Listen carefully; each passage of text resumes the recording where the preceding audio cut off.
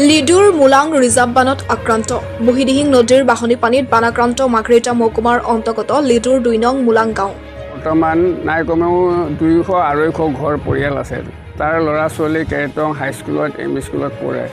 এতিয়া বৰ্তমান এই বৰষুণৰ কাৰণে বানপানী হোৱাত এটা দলঙো ডুবি গ'ল, নাও নাই, যাব নোৱাৰা অৱস্থাত আছে। গতিকে চৰকাৰে অনুগ্ৰহ কৰি এই মুলাং ৰিজাৰ্ভ আৰু কেৰেটং গাঁৱৰ মাজৰ যিটো নৈ আছে সেইটো ভাল সুন্দৰকৈ মাথাউৰি নিচিনা বান্ধি দলংটো দীঘলকৈ দিলে ৰাইজৰ মুলাং ৰিজাৰ্ভ ৰাইজৰ সুবিধা হ'ব। গতিকে অনুগ্ৰহ কৰি চৰকাৰে এইটো চকু দিয়ে যেন।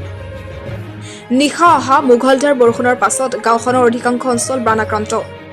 গাঁওখনৰ প্ৰায় ১১০টা পৰিয়ালৰ ভিতৰত ২৫টামান ঘৰত পানীত ডুব গৈ আছে।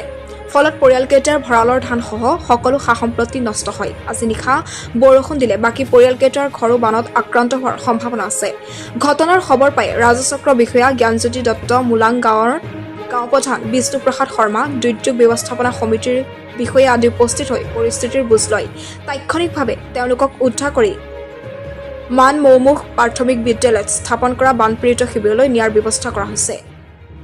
ইমান ডাঙৰ বানপানী হৈছে, বানপানী হোৱাৰ কাৰণে এতিয়া ৰিলিফ কেম্প দিবলৈ কাৰণে দিব লাগে বুলি আমাৰ গামবুঢ়ামুখক মাতিছোঁ। বিটিপি নাইহঁতক আহিছে চাবলৈ কাৰণে। এতিয়া গোটেই গাঁৱটো ডুবি গৈছে, গৰু ছাগলী আছে, চব এতিয়া পানীত ডুবি আছে। গোটেই চবৰ ঘৰত ডুবি গৈছে পানীৰ কাৰণে।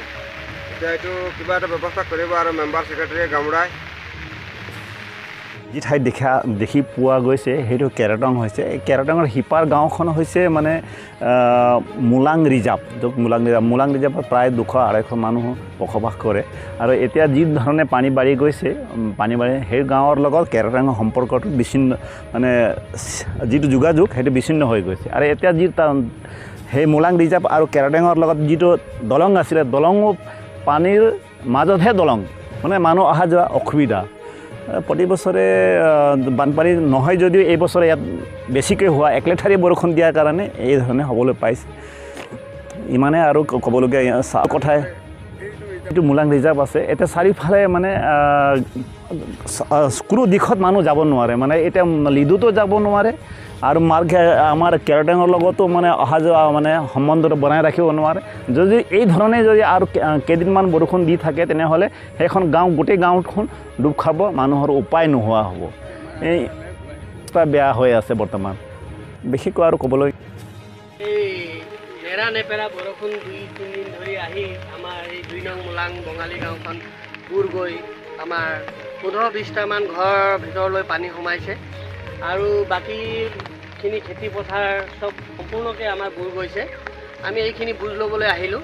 মোৰ লগত আছে আমাৰ গৌতম দা, তেখেতক লৈ আমি এই গাঁওখনলৈ সোমাই আহিলোঁ। সোমাই আহি গাঁওখনৰ বুজ ল'লোঁ আৰু বিভাগতো খবৰ দিলোঁ। বিভাগীয় কৰ্তৃপক্ষ আহি আমাক সকাহ দিলে, ক'লে ৰাইজক সকাহ দিব লাগিব, ৰাইজক ক'ৰবাত ৰিলিফ কৰি আমি খোৱাৰ ব্যৱস্থাটো কৰিব লাগিব বুলি তেখেতলোক আহি আৰু বেলেগ এটা স্থানলৈ তেখেতলোক গ'ল। আমি এতিয়া তেখেতলোকক এই উদ্ধাৰ কৰিবলৈ আমি নাৱেৰে এতিয়া যাম বুলি এবাৰ গ'লোঁ, গৈ গাঁওখন চাই আহিলোঁ। এতিয়া আকৌ আমি যাম বুলি সাজু হৈ আছোঁ। উপস্থিত আছোঁ মুলাং গাঁৱৰ ২ নং মুলাং ৰিজাৰ্ভ বুলি কয় এইখন গাঁৱত এইকেইদিনৰ যি নেৰা নেপেৰা বৰষুণৰ ফলত বুঢ়ীডিং নৈৰ যি বাঢ়নী পানী আহি এইখন মোৰ পিছফালে দেখি থকা যিখন গাঁও, এইখনে হৈছে ২ নং মুলাং ৰিজাৰ্ভ গাঁও।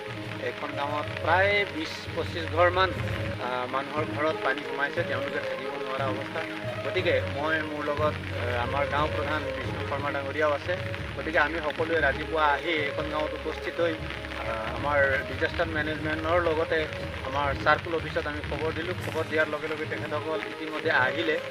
অহাৰ পিছত তেখেতসকলেও চাই মেলি মানুহখিনিক কেনেকৈ ৰিলিফ দিব পৰা যায় তাৰ ব্যৱস্থা কৰি তন্নতন্নকৈ গাঁও প্ৰধানৰ লগত লাগি ৰাইজক উদ্ধাৰৰ যি ব্যৱস্থা সেই ব্যৱস্থা কৰিবলৈ তেখেতসকলে কৈছে।